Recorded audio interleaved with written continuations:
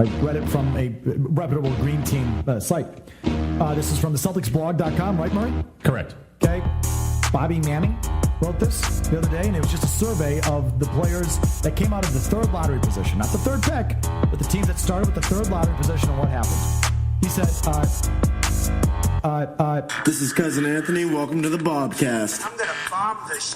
So that's where I got it from, Dave, just by the way. You see at the top, Bobby Manning says, Shane Larkin, a game low minus 13, wouldn't go back to him in the second half. Who responds after the game? 11-19 timestamp, plus 13 second half. Keep the faith, fella.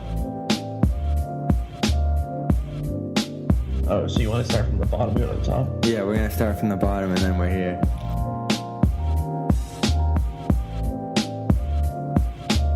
My friend Rocco pitched the definitive list of Drake songs, and I thought that would be a perfect fit for the podcast. So, in the start of maybe a terrible precedent, friends are coming on the Bobcast, and that starts with Rocco. See, me and Rocco are good friends, but we don't agree on too much, and that's going to spill over into this podcast right here. He goes to American. He does politics stuff. He throws conspiracy theories around. And he's a major Drake apologist. So, as someone who's up and down on Drake, time to challenge him a little bit here. We are doing the top 20 Drake songs. Splitting it into 2 episodes. One today on Friday, another on Monday. So you'll have to wait for number 1, but let's set the table with 20. Here we go, episode 40 of the Bobcast. Any pizza places around? Oh, yeah, there's some good pizza places. You got to go to Amy's. I've never been, but it's apparently the best. Then there's my personal favorite is La Via Pizzeria.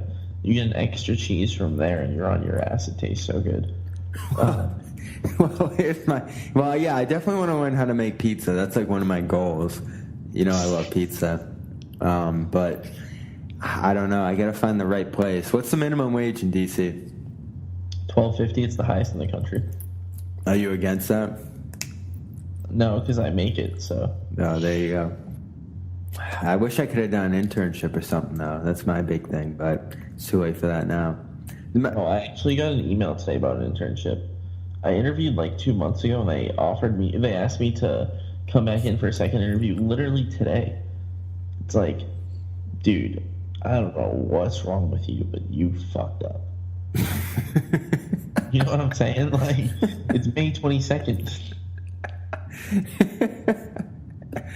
Oh, man. Do you know who Lonnie Walker is? No, I have no idea.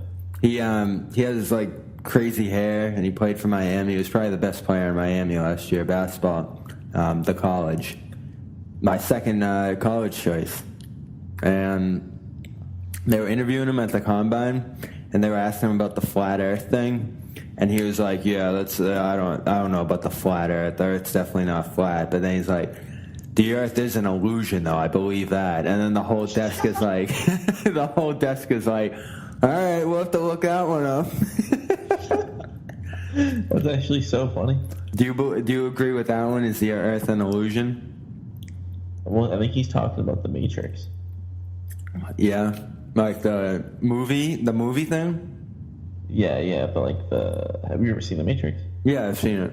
Is that like what the real life thing's all about? Yeah, like actually being a simulation is what he's talking about. Do you agree with that? I think it has a lot of grounding because all of matter or all of atoms. I'm gonna mess this up like slightly, or a lot. Yeah. But all of matter, it's made up of like quarks, and there's like 3 kinds of quarks, and it's like an up quark, a down quark, or like an even quark or something like that. And then each one of those, there's like 2 different options, and it's like positive or negative or something like that. But so eventually, like all of matter is just boiling down to a 1 or a 0, you know, and that's binary. Like, isn't that crazy? I guess. Like that's the basis of simulation theory is that like everything breaks down to binary. So where are you on the flat Earth? Okay, it's more of a philosophical thought experiment than an actual conspiracy. So you're right with Kyrie on that one. No. Wasn't that his explanation? He was like, I was doing social. No, he was doing a social experiment. So yours is a philosophical experiment. Those are two different things. It's epistemology. It's like understanding how you know something is real. And you yourself have absolutely zero possible way to know for a fact that the entire planet is round, besides trusting, like, systems of mathematics and, like, scientific images. But, like, you yourself, until you actually, like, go into space and witness for yourself that the Earth is round with your own two eyes, can you say that the Earth is round? Do you have the desire to go into space and see it, though? No, they'd definitely kill me. Like, my rocket would explode or something. So that's where, like, it really goes wrong for me, though, because you're not willing to go see it, but you're not willing to trust the people who are. I mean, no, that's definitely true. But let's not. Let's not act like becoming an astronaut is like an easy thing. Like, I can't just like go walk. No, you're gonna be able to pay for it like soon enough. Elon Musk. All right. Well, when it becomes like a private thing, and I view that it's safe enough to be worth the risk, I'll definitely go. But I just don't care enough about validating whether or not the Earth is flat or not to like risk my life or like make a life-altering decision. All right, so we're here today to talk about the top 20 Drake songs. You're a big Drake guy. I'm not. That's pretty much where we stand. Where do you stand with Drake after like 4 or 5 albums now, right? We're probably 5 albums in, studio albums. Drake is the greatest hip-hop artist of all time. Why? Because of the numbers? Because of the numbers and just his entire track record as a whole. See, I wish I could always know what I'm going to expect from him with maybe like slight variations, but it's just so all over the map because I was going through this list, making this list, and there are some songs that are just flat out awful. And there's a lot of them. Like, there are so many that I was able to cross out right away. Child's Play, that one just drives me crazy. We need to introduce the list. We're going to introduce the list. It's the top 20 Drake songs. Yeah. I ranked every single song he's ever created. And I think one of the big appeals of Drake is that he has been able to change his style so much and conquer so many different genres. Like, you see with Kanye, but Kanye Ali... Is he conquering, though, or is he just, like, dipping his toe into it? The thing is, he himself is just so big, and he's such, like, a powerhouse in entertainment, that by dipping his toe, he just masters it, because it becomes the new sound. Like, he took over the R&B sound that's on the radio right now and turned it into Caribbean, just by making a Caribbean R&B album. The people who host the Breakfast Club said it themselves, like, anything that Drake puts out becomes the sound of the radio. Like, Drake doesn't make radio hits. The radio makes their hits tailored to what Drake is doing. I think that's coincidental, though, and I think that I agree with you there. Like, almost everything he's going to do is huge. I was listening to this Knowledge song the other day, and I think he had, like, a verse covered over it, and, like, one of the lines in it was that, like, the ladies are going to love what Drake drops no matter what it is. Girls like all them new Drake songs. They don't care me right there. And that's 100% true. And I can respect that. And I think when he, like, really starts boasting and backing up all this money and, like, status he has and, like, how just dominant of a force he is, that's when he's at his best, or one of, like, his best styles. But I don't know. Sometimes he just veers so far away from that. Started from the bottom, especially. It's just, like, so...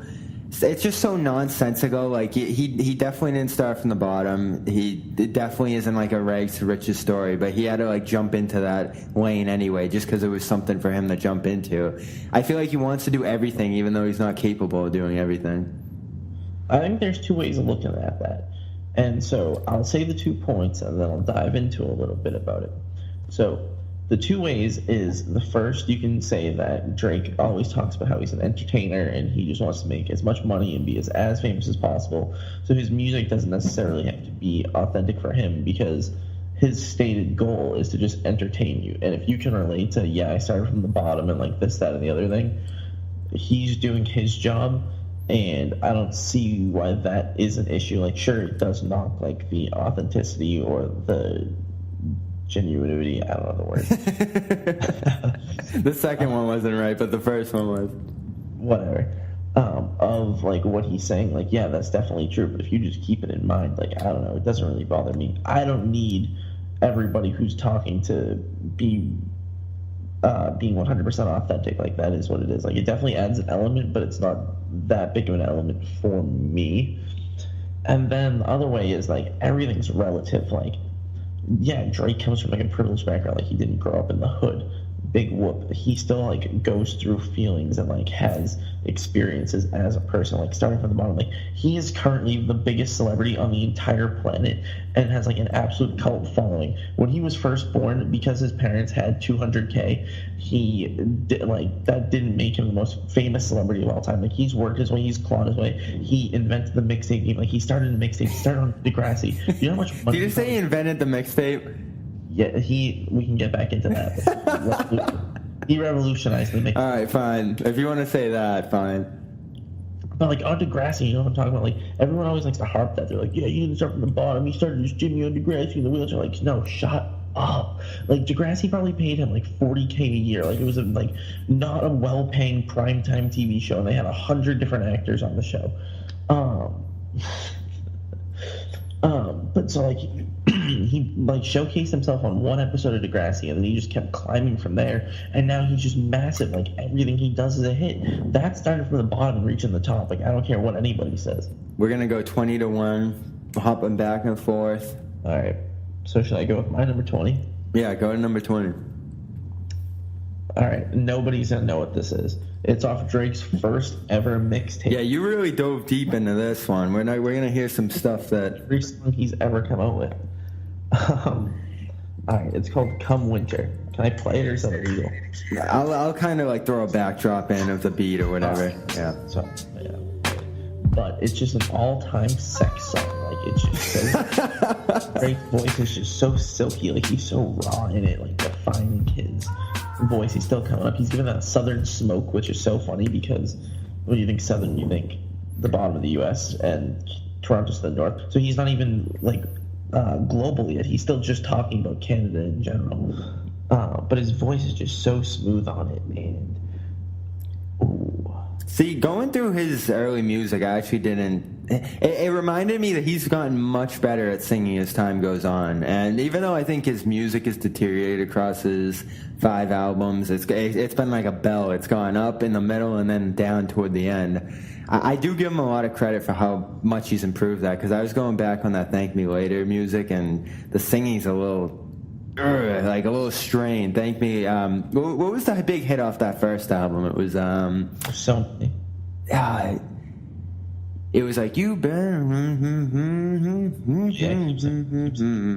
What was that one? Can you pick it up? I have no idea. All right, "Find Your Love." That was it. Oh, You Better Find Your Love. Yeah, that's a banger. I think that's on my list. I know, but I didn't like this. All right, so my 20s headlines. All right, wait. So, your 20 is headlines? That's outrageous. Yeah.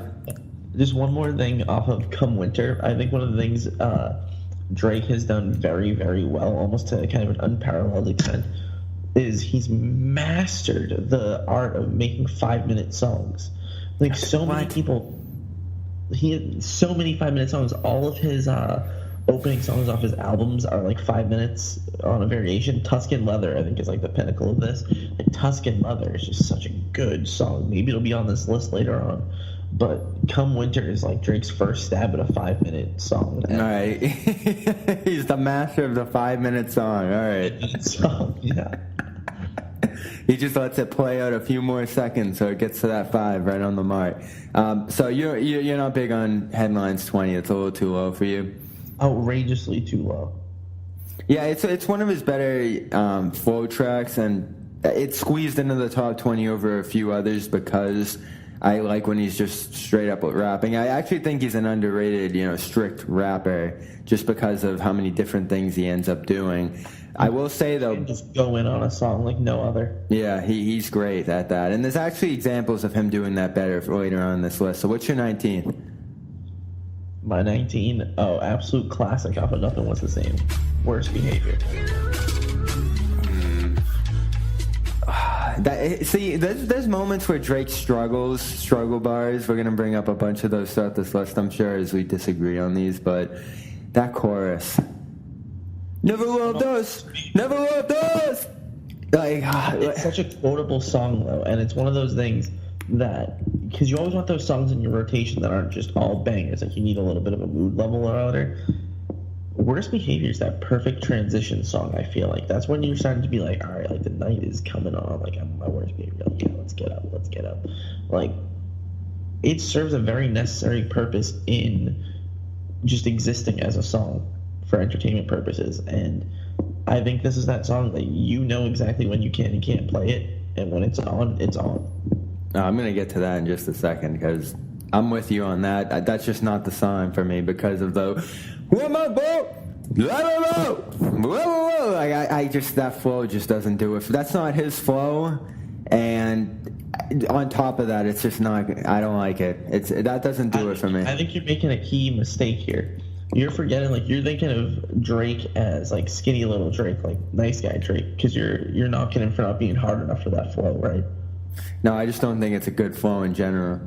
All right. Well, I was going to say, nothing was the same as when he started juicing a little bit, and that's when he was jacked. I'll give him credit for that, too. He has picked it up arms-wise over the years. Yeah, he was totally on the juice. So 19 for me. You're mad I did features, but 100 with the game. That, like, his status in the game. Good verse. And not only was the verse great, but just like the way the game was like swooning over him on that. Like, you know, the game like gets in a beef like every other day with people for no reason at all, and like he's not gonna bow down to anybody for like no reason. But like he was just like, Drake, anytime you need me, bulletproof vest, you need me to come to Toronto, like I'm gonna do anything for you. And I don't know why he did that, and I don't know why he felt the need to like appease Drake on the song, but like the beat was very Drake, the way it sounded, it was just like a very Drake sounding song, and that was really one of the big hits off that Documentary 2 album. So I'll give it. I feel like. Yeah, it was up there. Drake's power to take over a feature, shine there. Yeah, I won't knock you for that pick. I excluded all features from my list. I want it to be a Drake dominant song, but I do have 2 exceptions to this that I'm going to get at now, because my next song, what number are we at? 18. My 18th song is For Free, which is a DJ Khaled song with Drake feature. But I mean, DJ Khaled doesn't really have songs like this is Drake's song. He's rapping. Yeah, we've talked about this before, because there was a Spillage Village song on that album too. J.I.D. and J. Cole and all of them. And that eventually just became like that Jermaine interlude that J. Cole rapped on. So I feel like that kind of probably is the method for a lot of Khaled songs. Or you seem to think that Khaled wrote that in Drake's voice, which I won't rule out either. Yeah, or not even necessarily in Drake's voice. I think Khaled just makes these tracks with somebody in mind. Yeah. Like, he's just that smart. Like, I can't fathom being able to do that, but I could see him being able to do that because he always just puts out bangers. Yeah, this song was awesome, though. I remember when you showed me this one, and I was just like, all right, he's got it here. It was so smooth. So you're going towards the Sex Factor, too, so that one definitely hits the mark here, too. Well, so just another note on this song. I initially had it a little bit higher. I initially had it clocked in at 10. But if you play it for the entire duration, DJ Khaled just starts going off in the last, 40 to 30 seconds. And it is inexplainably bad. It ruins the entire song. That's a song that if you just have your phone on shuffle, you have to sprint over to your phone to just skip to the song as soon as it ends. So for me, that's why I dropped all the way down to 18. But in general, I think it is a great. What did he say? I think he was like, they don't want to see me make another anthem, so I made another anthem. Yeah, that's what it is. Exactly. All right, my 18's Controller. I bet you're surprised to hear that on here, but I am better because you always talk about how much you hate that album. Yeah, there's actually a few Views tracks on here, but that's definitely my least favorite Drake album. But this is from just being at the parties, hearing what gets the people going, seeing what happens when this song comes on. I'll leave that to the imagination. I'm all for it. I'm all for this song. And even though it's just like so far outside of Drake's lane, I thought he had another voice on that song. I probably should have looked up who that is ahead of time. That carried him pretty well through it. And the beat is pretty infectious on there. So that was one of the stronger moments of Views. And I'm not going to knock anybody who wants to jam to that one, even though I'm probably not going to listen to it in my spare time.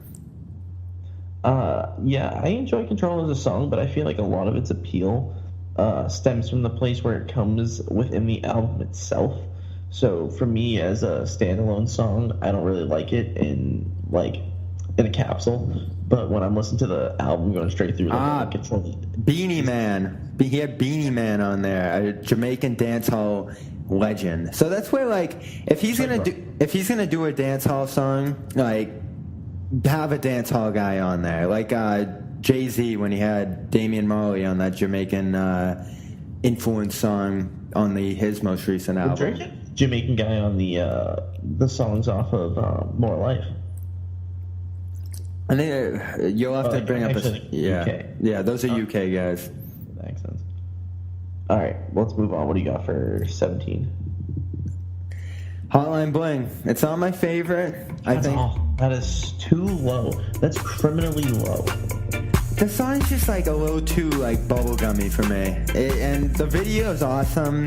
You know, it was a meme. You know how it became a big meme.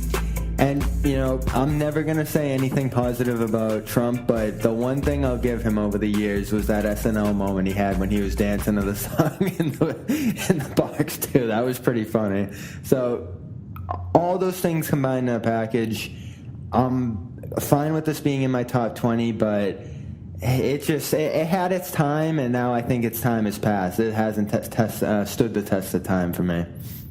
Okay, I'm going to save my defense of this song for when it comes on my list. All right. Did you hit on your 17 yet? Yeah, my 17 was Nice for What.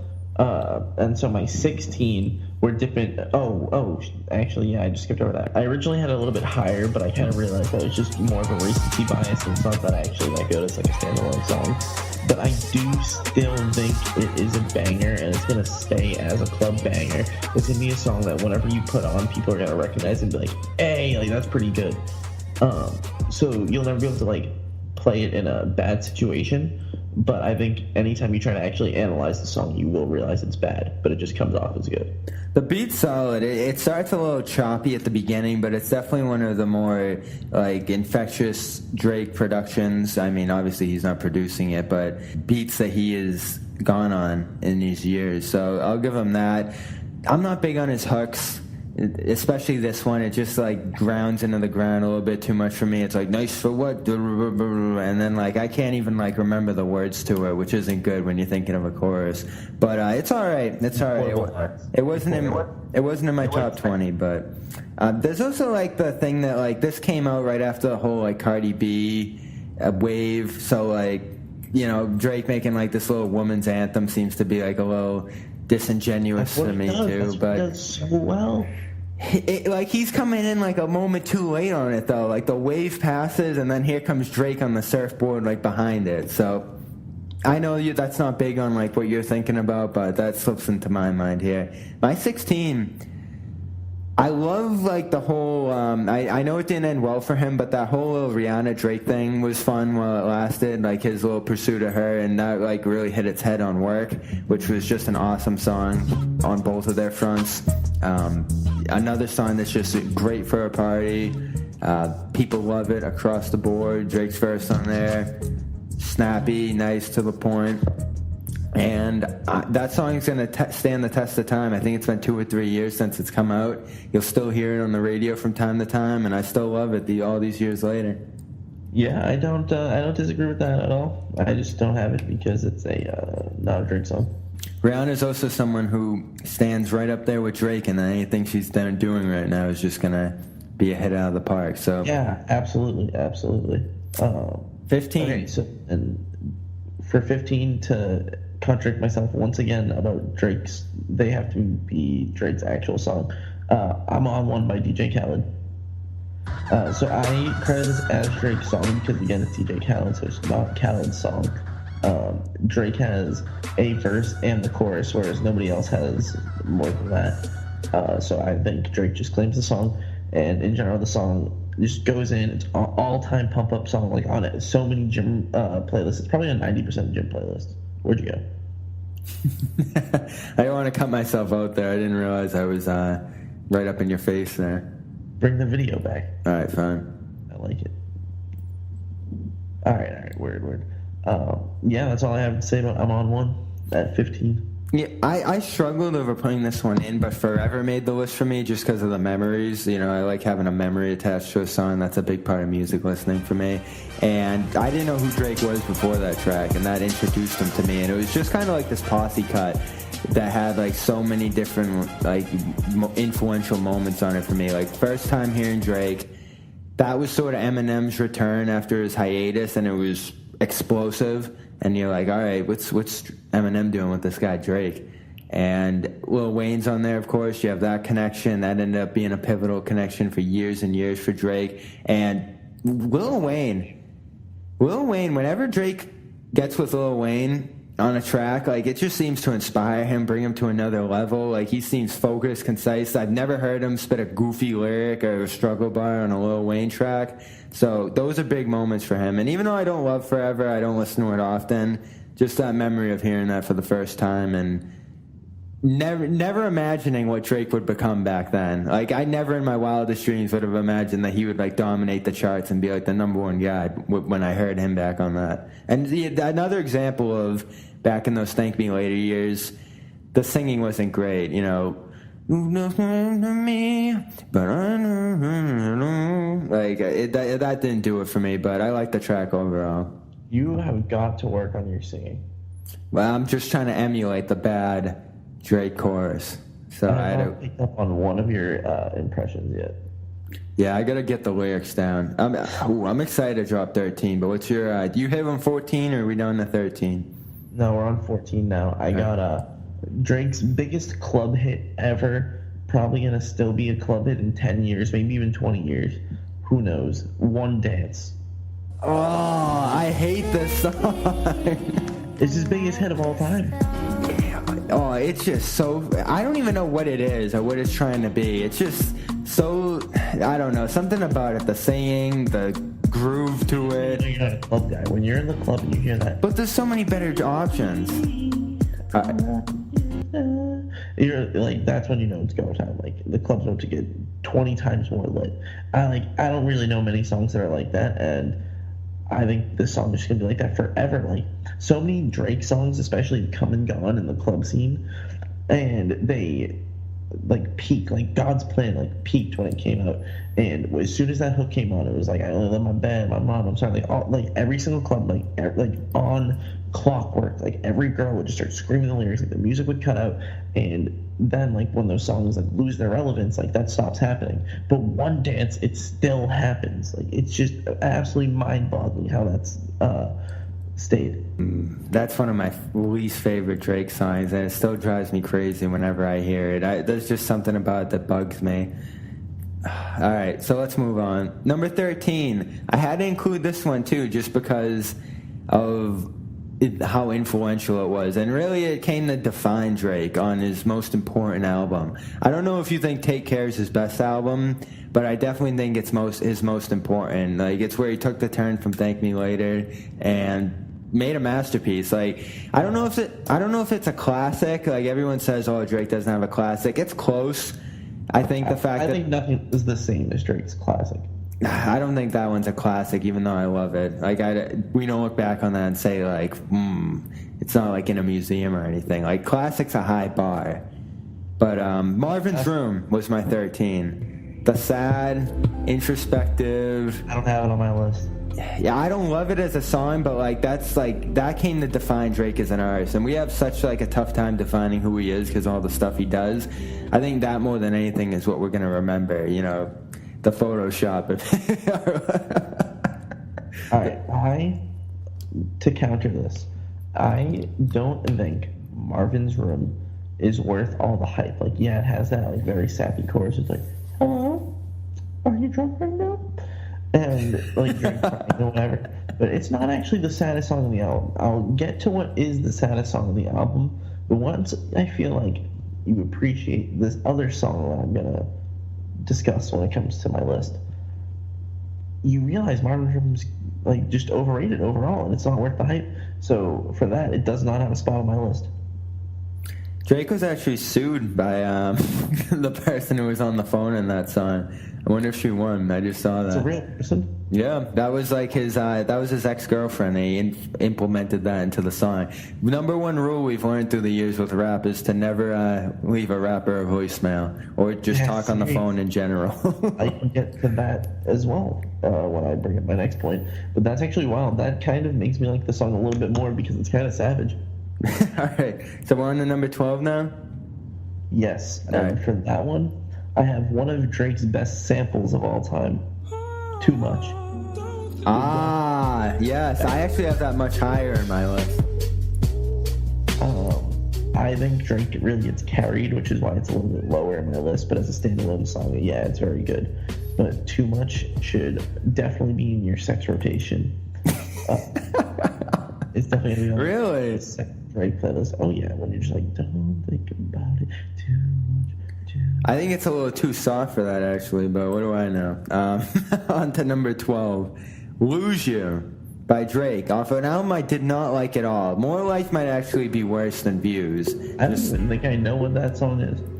Yeah, it's one of the deeper cuts off of More Life. It's toward the end, and it's a reflective song. It sort of has that Nothing Was the Same, like, atmospheric beat. Is that his last song on the album? Yeah, it's either the second to last or last song on the album. Yeah, and he's going off about how he sucked and he was angry when he made Views.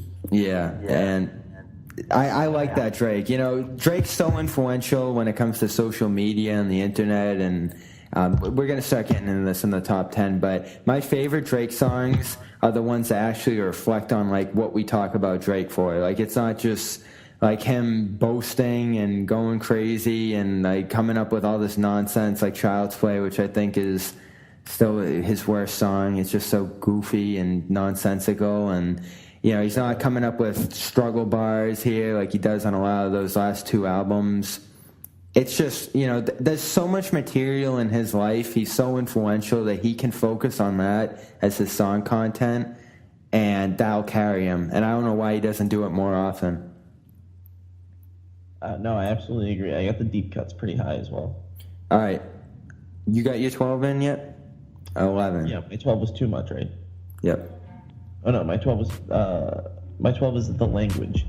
Also gotta be on your sex playlist.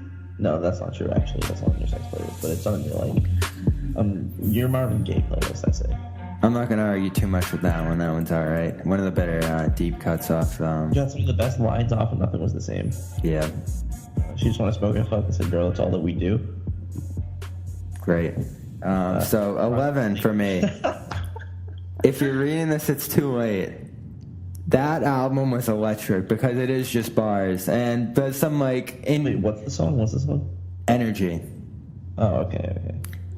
I don't think you're gonna argue with that one. I think that's on everybody's Drake I don't top have 20. energy on that list. Really? How come? No.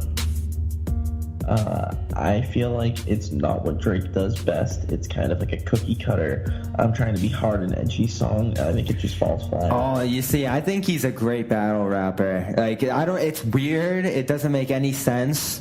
We know one of the songs coming up is going to exhibit just how great he was at that through the years, but he does it. Like, he's really able to get out there and throw shots at people. And, you know, I didn't include it in this list, but another example of a song where he's throwing shots and reflecting on like what's going on and what people are talking about was when Kid Cudi threw out the thing about him using ghostwriters, and that was when everyone was swinging at him, and that really could have been like a declining moment for Drake, but the way he was able to just fire back at everybody with two birds, one stone, going at Pusha T in that song, and I think he threw a low blow at Kid Cudi, but he felt the need to respond, and that's how he did it, so it is what it is.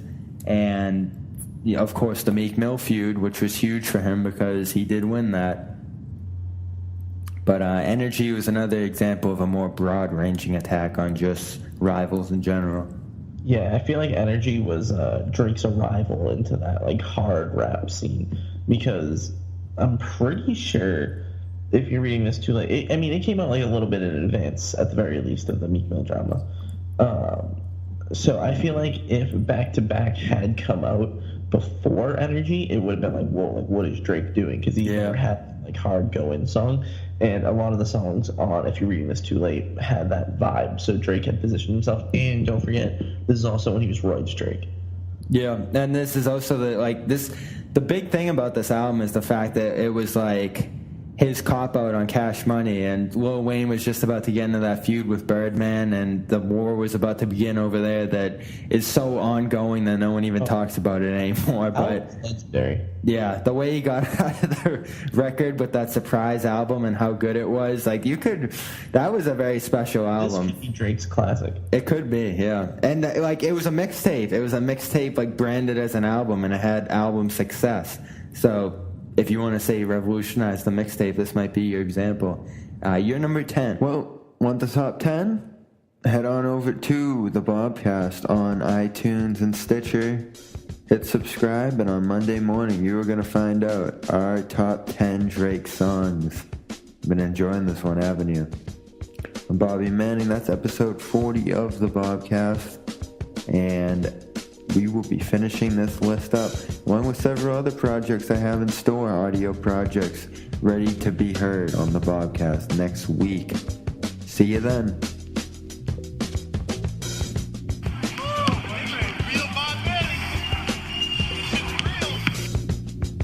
The Bobcast. So that's where I got it from, Dave. Lay off Shane Larkin. All right.